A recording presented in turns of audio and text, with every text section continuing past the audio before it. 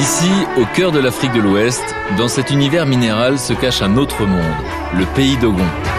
C'est au centre du Mali que les Dogons sont venus se réfugier il y a près de 600 ans.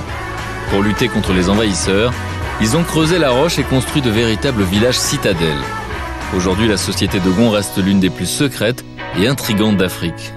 Quel est le quotidien et l'avenir de ce peuple ? C'est ce que nous allons tenter de comprendre en partageant leur vie pendant 2 semaines. J'ai l'impression que vous voulez m'emmener dans des rizières, j'ai l'impression que vous voulez me faire ramasser du riz. En Camargue, les rizières. Pour le moment, Édouard Baird ignore tout de la destination. Il sait juste qu'il a rendez-vous en terre inconnue. Il y a un truc un petit peu, on a marché sur la Lune, je pourrais expliquer. Mais c'est pas sur la Lune, ça reste sur la... Ah, c'est pas un truc lumineux.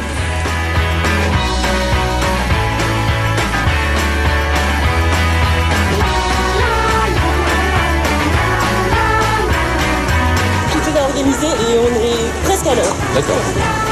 Bonjour. Vous êtes au courant de tout ? Oui, je suis au courant de tout. L'invité, c'est Édouard Baird. Salut. Vous me connaissez ? La pêche à la truite, c'est ma grande passion. Alors si vous aussi vous aimez les fjords, le Grand Nord, les femmes sauvages qui se frottent le corps à l'huile de phoque, venez avec moi. Mais il n'est pas du tout au courant ? Ah non, pour les vêtements, en fait, on fait des essayages avant. Et on brouille les pistes au maximum, et il essaie du chaud et du froid, et on est très très attentif, autant sur le chaud que sur le froid. Entre la Sibérie et peut-être la Mandchourie, il y a une frontière entre les deux.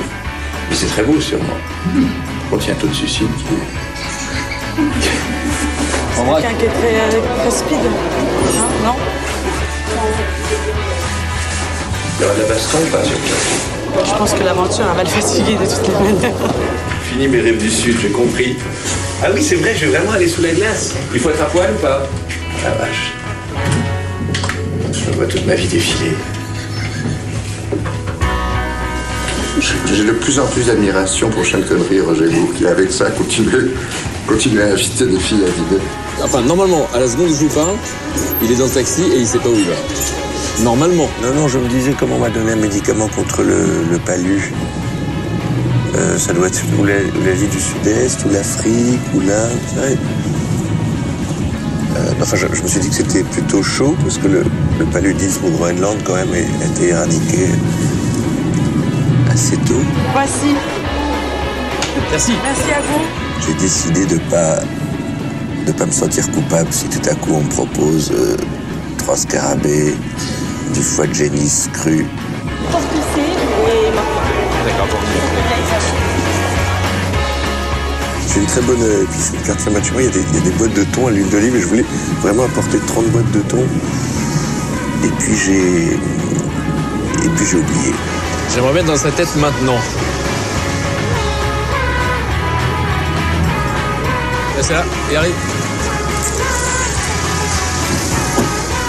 Par ici, Edouard. Voilà, salut.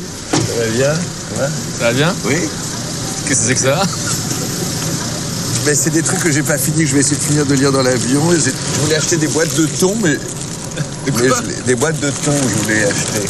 Mais je l'ai pas fait. Non, parce que j'ai aucune idée alimentairement le type de restaurant que le mec est très naïf. Bon, en tout cas, j'aime beaucoup cette idée. À l'instant où on se parle, il y a un clan qui vous attend quelque part. Ouah, d'accord. Ah oui, un clan. Un clan. Ah oui, c'est un mot incroyable, ça. Oui.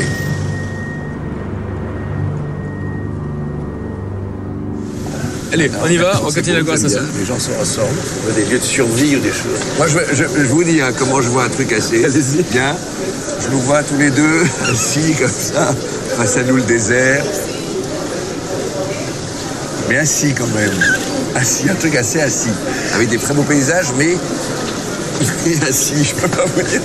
Voilà, je vais me laisser faire jusqu'à l'épuisement physique qui peut venir très tôt chez moi.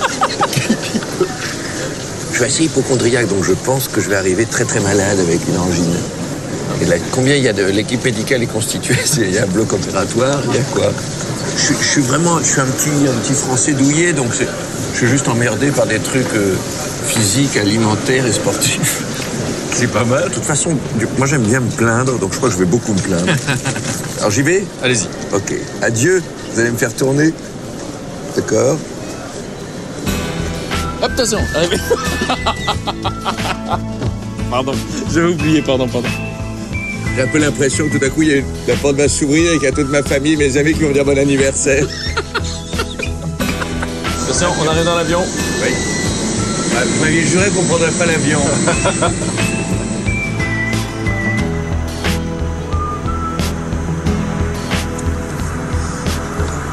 Alors Edouard, Ah, bon. Alors j'enlève ça. vous avez envie de quoi là? Le conte de fées, le rêve, c'est quoi?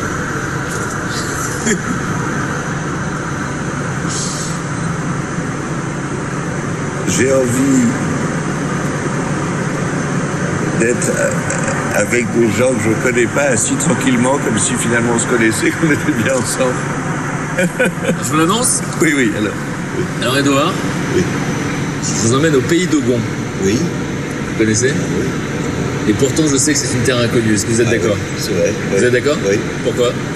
Parce que je l'ai traversé 2 jours. Ah, waouh! Ah oui, mais c'est drôle, je m'étais dit qu'un jour j'irais parce que j'ai traversé pour un film. Et là, je me suis dit, waouh, mais j'ai rien vu, j'ai rien compris, j'ai rien. Je me rappelle même d'une scène, à un moment, on tournait sur une route et j'ai entreaperçu des falaises. Et on m'a dit, mais là, il y a des habitations dans ces falaises-là. Je me suis dit, on peut pas rester. Non, je tourne me tourner. Ah non, je suis pas déçu du tout. Parce que je crois savoir que l'Afrique, c'est vraiment un endroit... Ah oui, d'abord, c'est par la langue. Hein, c'est cette façon de parler le français, d'avoir le goût de la conversation, le goût de la palabre, le temps de parler, le temps de... Il y a tellement de choses, quoi. Oui, oui. C'est magnifique. Ah oui. Alors le pays d'Ogon est connu dans le monde entier parce que leur culture est sans doute une des plus fascinantes d'Afrique. Tous les superlatifs ont été employés à leur sujet. On a dit mystérieux, énigmatique, secret, spectaculaire. Tout le monde a été attiré par eux. Les ethnologues les ont beaucoup étudiés. Les écrivains ont beaucoup fantasmé sur la culture d'Ogon. Puis les voyageurs sont très attirés par l'habitat, la cosmogonie, comme on dit, leurs croyances, et aussi l'organisation sociale. Et donc la question c'est, qu'est-ce que ça veut dire être Dogon au XXIe siècle? C'est ce qu'on va essayer de comprendre avec eux. En fait, on a 3 jours de voyage. D'accord. Ah bon? Ah ouais, on va profond. Il fait 45 degrés à Je vais l'ombre. recroiser. Ah bon? 45 degrés à l'ombre en ce moment. Ah oui.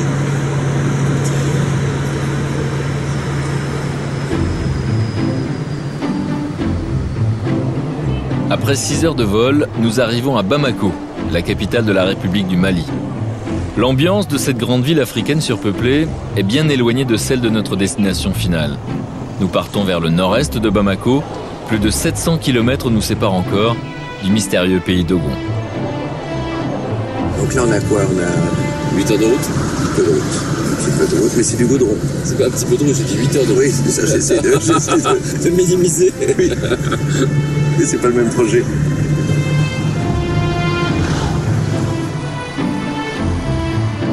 Après plusieurs heures de trajet, nous pénétrons dans une zone particulièrement aride du Mali, le Sahel. Les Dogons sont aujourd'hui 700 000, mais beaucoup désertent cette région hostile.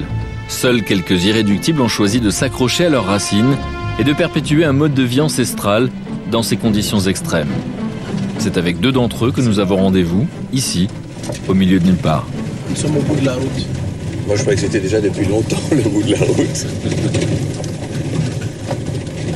Peut-être repasser demain quand même. Hein, passer prendre de nos nouvelles. Non? La casquette?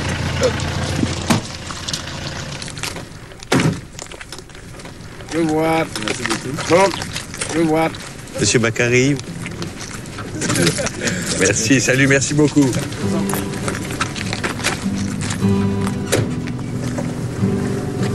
C'est un arbre avec des charrettes.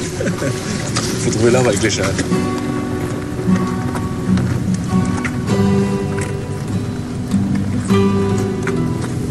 Oui, il y a 2 charrettes là.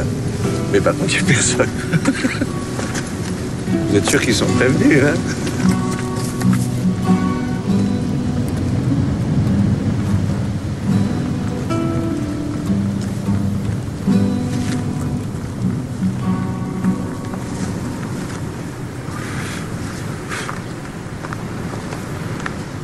C'est beau ce fleur rouge là. C'est très étonnant. Je pense qu'ils vont arriver et qu'ils vont me dire j'espère que vous n'avez pas touché la fleur rouge. C'était bon. Il n'y a pas toujours de commettre des gaffes.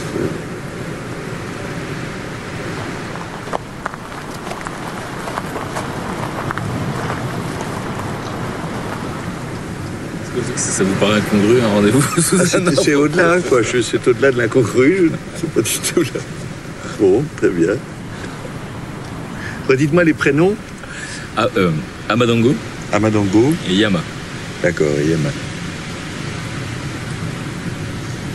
Pour le moment, je vous dis franchement, je me dis bon, les premiers jours, on va être là avec Frédéric, on parlera un peu de l'arbre, de ses charrues, de ces gens qui devaient venir il y a 2 semaines.